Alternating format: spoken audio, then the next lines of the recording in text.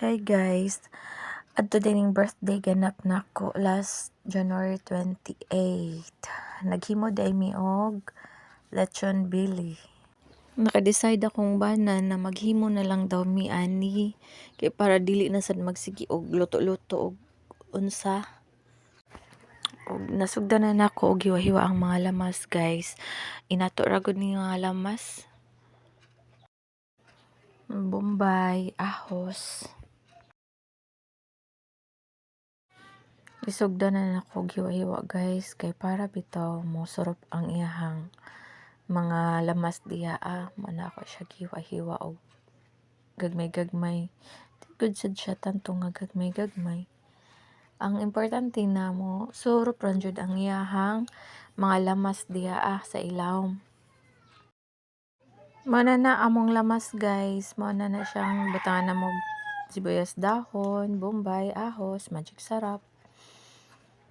Butangan din na magsili espada guys kay para halang-halang lang sad og gamay.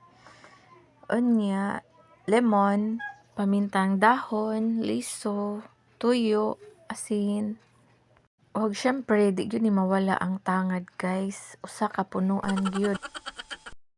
Kaysa tinuod lang ang tangad, di ba?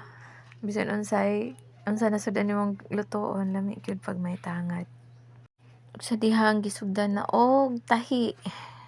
Ang importante lang jud na dili lang jud mahulog no ig tuyok-tuyok.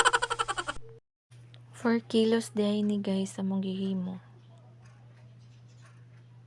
Matrabaho pero kung magtinabangay okay ra gihapon labi na katong sa pareha na mga first time nga naghimo ani. Unya makabuhi pa ni.